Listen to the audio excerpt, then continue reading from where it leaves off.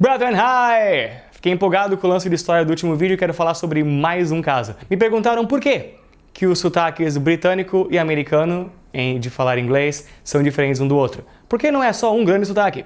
Eu quero falar sobre isso hoje. Então, here we go. Por que eles são diferentes em geral não é difícil de imaginar. A diferença deles vem pelo fato que as pessoas que estavam num grupo não tinham contato as pessoas que estavam no outro grupo. E isso faz com que a maneira que um idioma acaba sendo falado não interfere com a maneira que o outro idioma acaba sendo falado. É por isso que existem tantos sotaques diferentes de inglês e nenhum é o correto.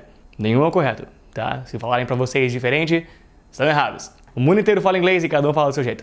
Mas já que tem essa diferença mais vista, mais na cara entre americano e britânico, acho que vale a pena falar o que causou o americano a ser como é, o que causou o britânico a ser como é. As ocorrências históricas que levaram a isso são bem unânimes.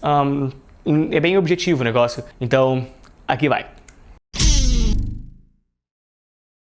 Durante a era da conquista, a Grã-Bretanha era muito massa. Eles tinham uma grande parte do mundo. Nós já fizemos um vídeo sobre isso, de história aqui no canal.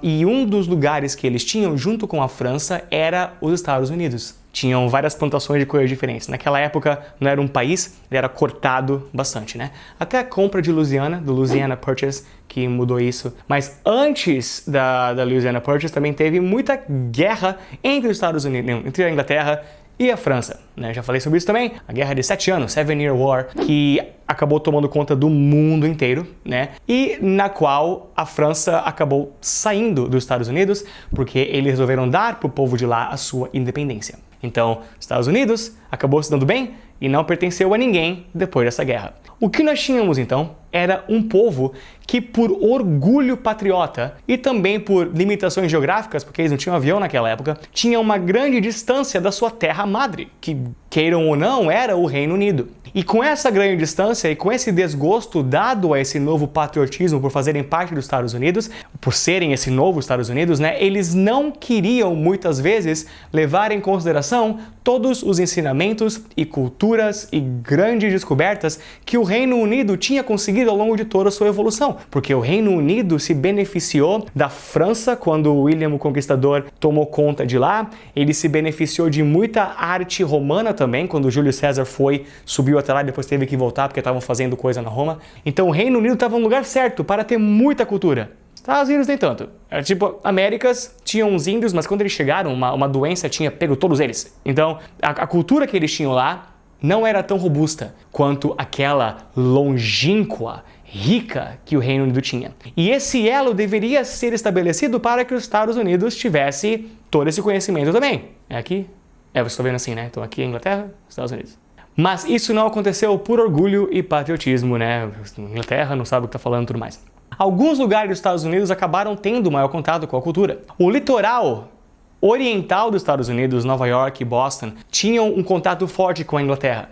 E eles continuavam recebendo todas as novas descobertas, livros e arte, música e tudo mais, eles estavam ligados. Mas se você vê os Estados Unidos, ele é um continente inteiro, de um lado até o outro.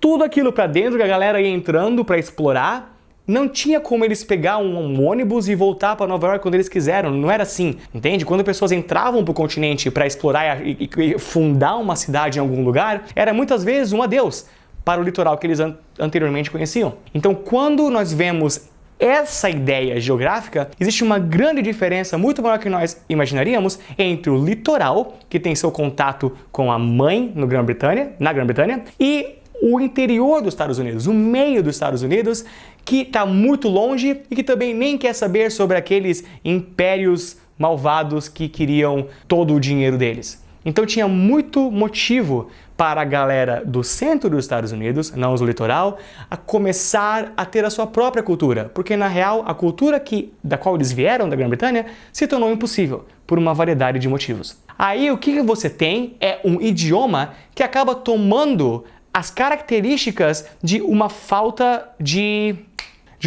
consideração, um idioma mais preguiçoso. E essa acaba sendo a diferença entre o inglês americano e o inglês britânico. Muitas expressões existem no inglês americano, enquanto o inglês britânico muitas vezes tem as palavras ainda. As pronúncias do inglês britânico são mais secas porque eles se educam para falar a coisa direito, enquanto o inglês americano é muito comum usar slur. Slur é o nome dado para quando você fala como se estivesse bêbado. O inglês americano é mais bêbado. O inglês britânico seria water, enquanto o inglês americano seria water. Entende? O que acontece quando uma cultura sai sem supervisão de professores, mandando o cara falar da maneira certa. Aí ele fala como pode. Então a diferença entre um e outro é exatamente por isso. O desligamento, o rompimento de um país filho com o seu país pai e a impossibilidade de se manter atualizado na cultura e nos entendimentos da Inglaterra. Isso pode parecer uma coisa tendenciosa minha, pode parecer que eu pessoalmente gosto mais da Inglaterra, mas não é verdade, isso é fato histórico e além disso, todos os americanos acham o sotaque britânico mais legal. Existem até americanos que fingem ter sotaque britânico para ver se conhecem garotas, isso existe, isso acontece. Em Nova York é comum até.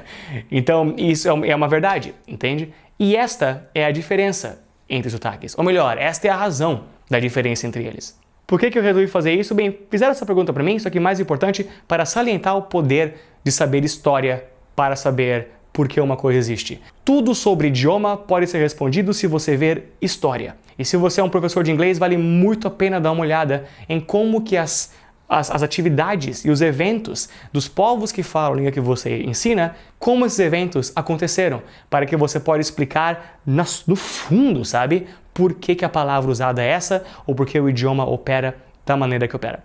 Legal! Espero ter explicado da maneira mais divertida e profunda possível a razão para a diferença dos dois idiomas. Se tiverem perguntas, coloquem aqui embaixo e se vocês verem essas perguntas e conseguirem responder, respondam-as. É bem legal quando a comunidade faz isso consigo mesma. Eu também vou dar uma olhada e responder se for possível. Deem uma olhada em mrmaia.com.br, nosso livro interativo, no qual eu escrevi todas as regras de gramática que nós abordamos nos vídeos até agora. Está em constante avaliação e melhoria. Se vocês quiserem dar uma olhada nos capítulos 1 e 2, eles são grátis. Da partir do 3 para frente, vocês podem comprar se gostarem do método. Eu creio que vocês vão gostar porque ele é muito legal. Eu saberia porque eu conheço o cara que fez. Também deem uma olhada em mrmaia. Não, já foi. Deem uma olhada também em facebook.com/desmrmaiapage, que é a minha página no Facebook. Se quiserem ter uma aula comigo em particular, por Skype, ou um pacote de aulas, entre em contato por inbox lá e eu posso fazer com vocês o que já faço com várias pessoas no Brasil inteiro e no mundo. You guys have a very, very good weekend, or week, depending on what time this video is going to be out. I'm Mr. Maia, behind the camera is Mr. Borba. Peace. Stay strong.